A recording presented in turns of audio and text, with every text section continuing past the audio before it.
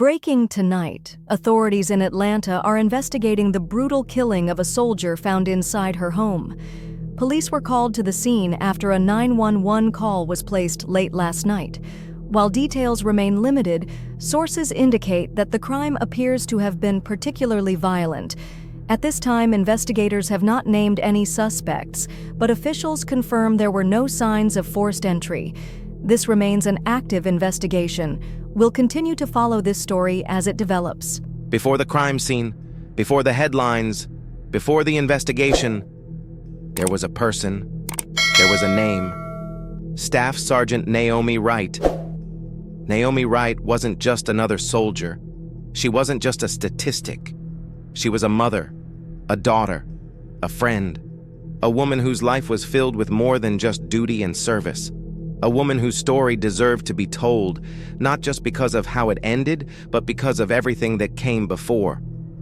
She was 29, smart, focused, the kind of person people counted on, the one who stayed late, who made things easier for everyone else, who carried more weight than she ever let on. For those who knew her, she was more than a uniform, more than the rank she held, more than the title of soldier.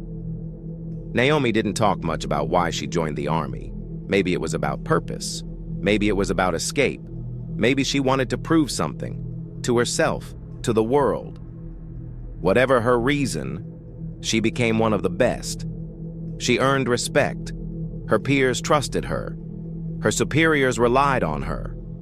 Naomi Wright was the kind of soldier you wanted on your side. But behind the structure, behind the routine, behind the discipline, something else was happening. In her last months, something changed. She started missing calls. Her texts became shorter. Her laugh, once loud, full, felt smaller, more distant. She told her sister she was tired, that she had too much on her plate, that things weren't bad, just heavy. But looking back now, the people who loved her know better. The signs were there, buried in the small things, the pauses between words, the moments of hesitation, the silences that should have meant more.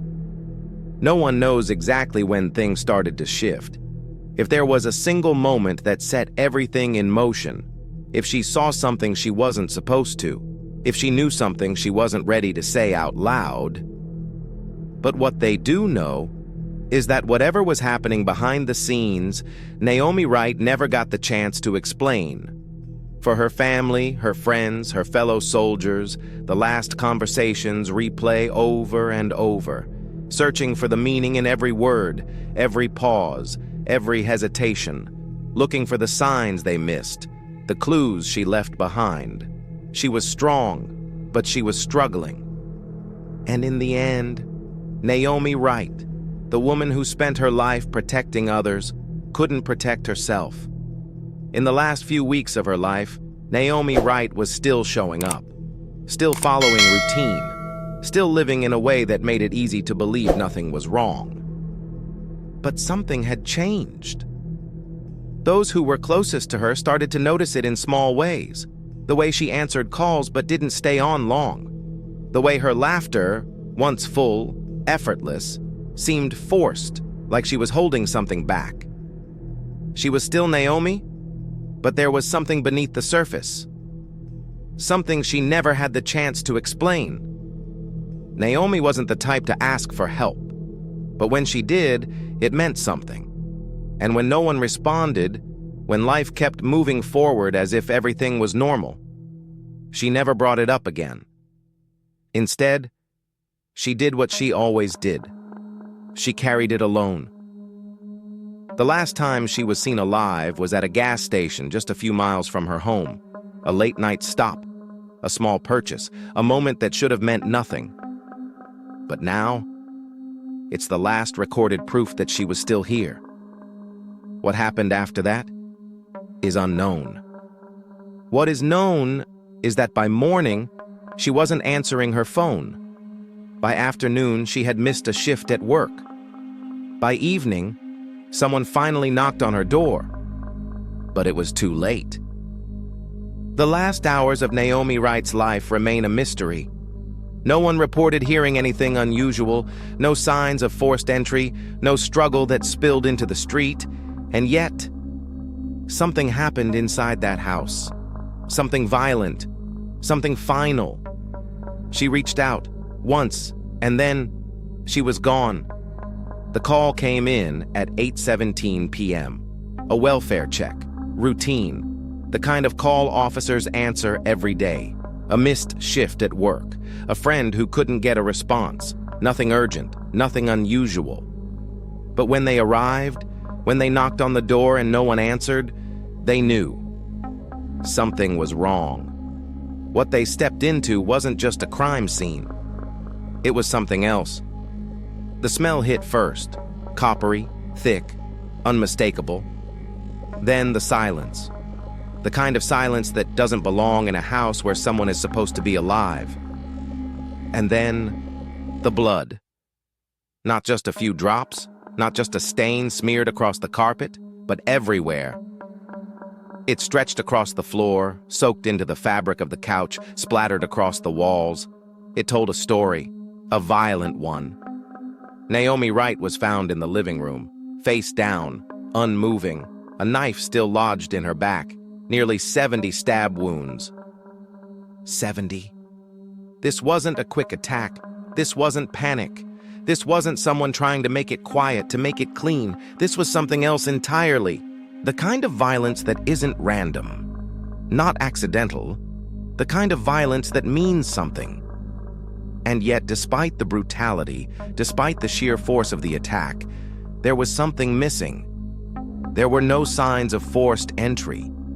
No broken windows, no kicked-in doors, no shattered glass, nothing that suggested a stranger had forced their way in under the cover of night. Whoever did this had been let in, which meant one thing. Naomi Wright knew her killer. The first suspect was obvious. Malik Harris, her husband, the man she had spent years building a life with, the man who, by all accounts, should have been her greatest protector. Detectives brought him in within hours. Routine questioning. Standard procedure. The spouse is always the first person they look at. But from the moment he sat down, something felt off. He was calm, collected. His voice never wavered. He answered every question clearly, precisely. No hesitation, no signs of distress. He told them he had nothing to do with it. He told them he had been at work all night. He told them he loved her. Malik Harris said all the right things, but something wasn't right. The problem wasn't what he said. It was what he didn't say. The initial theory was simple. A brutal crime. A husband with motive. A clear window of time when it must have happened. But when the autopsy report came back, everything changed. At first glance, nothing seemed unusual. The injuries confirmed what detectives already knew: violence, rage, a knife used with brutal force. But then, there was something else. The timeline was wrong. According to the report, Naomi Wright wasn't killed when they thought she was. She wasn't dead when Malik Harris left for work. She wasn't dead when investigators assumed the attack had taken place. She was alive. For hours. Long after the moment investigators believed she had taken her last breath. She hadn't. Which meant only one thing. Malik Harris wasn't there when Naomi Wright died, the man they thought was guilty. He had an alibi. He was nowhere near that house when she took her final breath. Which meant someone else was. Someone was with her. Someone watched her last moments, stayed inside that house as the minutes stretched into hours, as she struggled, as the life drained from her body, as the world outside kept moving, unaware that behind those walls, Naomi Wright was still fighting. And then, at some point, she wasn't. For weeks, the focus had been on Malik Harris, the husband, the man who, by all accounts, should have been the prime suspect. But the timeline didn't fit. The evidence refused to align. The picture investigators had painted, rage, jealousy, a crime of passion, was starting to fade. And in its place, something else was beginning to take shape. Until now, Tasha Miller had been a background figure, a friend, a witness, a name mentioned in passing, nothing more. But hidden in the records was something investigators hadn't expected. Tasha Miller had a history, a past written in police reports and booking photos, incidents of aggression, violence, patterns that, until now, had gone unnoticed. Years before Naomi Wright was found dead, Tasha had been arrested multiple times, assault, harassment, charges that at the time had seemed unrelated. Until now, one case stood out. A woman, terrified, bruised, telling police that Tasha had attacked her in a fit of rage.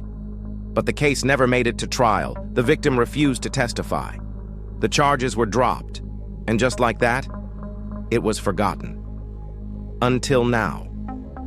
The problem wasn't just Tasha's past. It was what had been happening in the present. Because as investigators began to pull at the edges of Naomi Wright's life, they started to find something strange. A pattern buried in text messages, in call logs, in late-night conversations that seemed meaningless. Until they didn't. Tasha had been reaching out. Constantly. Calling, messaging, showing up unannounced. A presence that, at first, seemed like nothing more than friendship. But when they looked closer, it felt like something else. Obsession. At the time, it was dismissed. Just another friend. Worried. Just another conversation lost in the shuffle of daily life. But now it meant something. Because for the first time since the investigation began, detectives had a new question. What if this wasn't about Naomi's husband at all? What if it was about Tasha? What if Naomi Wright hadn't been killed because she was leaving her husband, but because she was trying to leave someone else? For weeks, the case had been unraveling. Every answer led to another question. Every piece of evidence revealed a new layer, something buried beneath the surface. But nothing, not the autopsy, not the phone records, not even the growing suspicion around Tasha Miller, had prepared investigators for what happened next. Because sometimes, the most damning evidence isn't found in reports. It isn't pulled from surveillance footage or uncovered in phone logs. Sometimes the truth is much simpler. Sometimes the truth is just a person, a witness, someone who saw something they weren't supposed to see. They weren't a key player in the case. They weren't on the list of people detectives were watching. They weren't someone anyone had thought twice about. Until now. A neighbor, a quiet, unassuming figure, someone who lived just down the street, someone who had never spoken up. Not until they were sitting under oath, a microphone in front of them, a courtroom waiting for their words. And what they said changed everything. Malik Harris left that night. That part was true. That part was never in question. But the assumption, the one that had shaped the entire case, was that he had left alone. That was wrong. Because according to the witness, someone was with him. Tasha Miller. And she wasn't empty-handed. She was carrying something. Something heavy.